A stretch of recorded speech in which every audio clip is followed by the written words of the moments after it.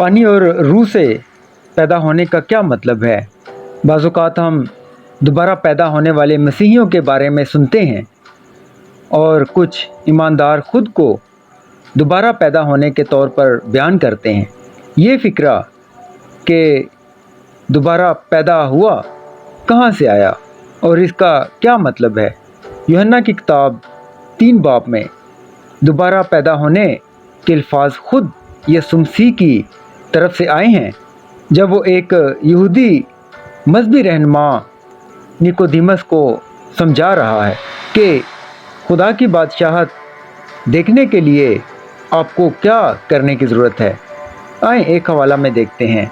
यूहन्ना की इंजील 3 बाब 3 से 8 आयत। यीशु ने जवाब में उससे कहा, मैं तुझसे सच कहता हूँ कि जब तक कोई नए सिरे से पैदा ना हो वो खुदा की बादशाही को देख नहीं सकता।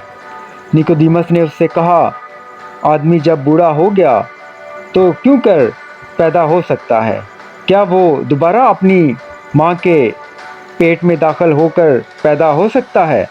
यीशु ने जवाब में कहा कि मैं तुझसे सच कहता हूँ, जब तक कोई आदमी पानी और रूह से पैदा ना हो वो खुदा की बादशाही में दाखिल नहीं हो सकता। जो जिस्म से पैदा हुआ है जिस्म है और जो रूह से पैदा हुआ है रूह है। तअज्जुब न कर कि मैंने तुझसे कहा तुम्हें नए सिरे से पैदा होना ज़रूरी है।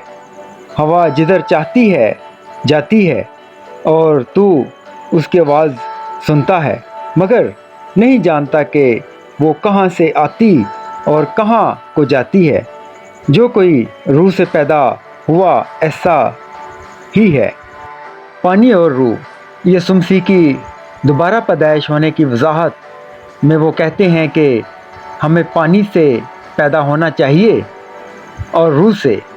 कुछ लोगों का ख्याल ये है कि यीशु मसीह बपतिस्मा यानी पानी और रूहानी तब्दीली यानी कि रूह को निजात के 2 ज़रूरी हिस्सों के तौर पर बता रहे हैं।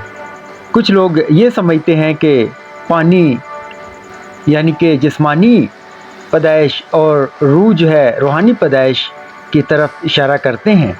ताहम यीशु मसीह के इस जुमले यानी पानी से और रूह से पैदा होना की ज़्यादा इम्कानी वजाहत ये है कि पानी और रूह दोनों एक ही चीज़ का हवाला देते हैं यानी रूह में पैदा होना। हिजकिय्येल की पेशनगोई। आए एक हवाला में देखते हैं। हिजकिय्येल 36 बाब 25 से 27 आयत। तब तुम पर साफ़ पानी छिड़कूँगा और तुम पाक साफ़ होंगे और मैं तुमको तुम्हारी तमाम गंदगी से और तुम्हारे सब बुतों से पाक करूँगा और मैं तुमको नया दिल बख्शूँगा और नई रूह तुम्हारे बातन में डालूँगा और तुम्हारे जिस्म में संगीन दिल को निकाल डालूँगा और गोशत दिल तुमको अनायत करूँगा और मैं अपनी रूह तुम्हारे बातन में डालूँगा और तुमसे अपने आइन की पैरवी कराऊँगा और तुम मेरे अहकाम पर अमल करोगे और उनको बजा लाओगे। ये आयत पानी से सफाई और रूहानी सफाई की अलामत के तौर पर दी गई है। इस बारे में माहिर तालीम या माहिर बाइबल के उस्ताद जो हैं वो ये कहते हैं कि निकोदेमस को यीशु की दोबारा पैदाइश होने की वजाहत में पुराने अहदनामा के इस हवाले को देखना चाहिए था और ये समझना चाहिए था कि दोबारा पैदा हुआ से मुराद वो पानी और रूह है जिसका ज़िक्र हिजकिय्येल 36 बाब में किया गया है। दोबारा पैदा होना अपने दिल से गुनाह और नापाकी को साफ़ करना है और नई रूहानी ज़िंदगी हासिल करना है। रूह का काम गुनाह और नई रूहानी ज़िंदगी से ये सफाई कैसे हासिल होती है दोबारा पैदा होना एक ऐसी चीज़ है जो सिर्फ खुदा की रूह ही कर सकती है। रूह कुद्दस लोगों को दोबारा पैदा करने का सबब कैसे बनती है हम नहीं जानते। यीशु मसीह कहते हैं कि रूह हवा की तरह है, हम उसे नहीं देख सकते और नहीं जानते कि वो कहाँ से आती है और कहाँ को जाती है, लेकिन हम जानते हैं कि रूह का क्या असर है।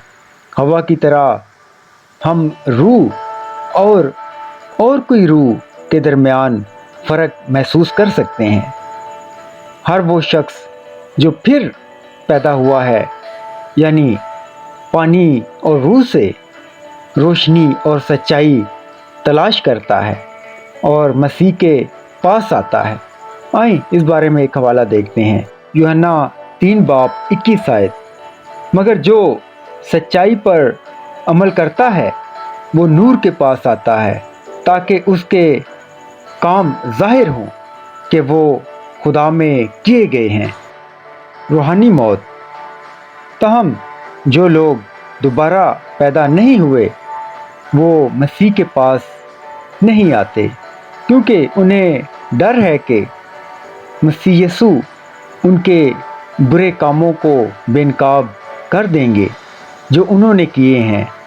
आए एक हवाला में देखते हैं यूहन्ना की इंजील 3:20 आयत से, क्योंकि जो कोई बदी करता है वो नूर से दुश्मनी रखता है और नूर के पास नहीं आता, ऐसा ना हो कि उसके कामों पर मलामत की जाए। अब यहाँ पर सवाल ये है कि क्या आप खुदावंद की बादशाही देखना चाहते हैं? क्या आप गुनाह से पाक होना चाहते हैं और नई रूहानी ज़िंदगी हासिल करना चाहते हैं? तो आएँ खुदावंद यीशु मसीह से दुआ में पूछें, क्योंकि सिर्फ़ और सिर्फ रूह कुद्दस ही आपके अंदर तब्दीली पैदा कर सकती है। Thank you all.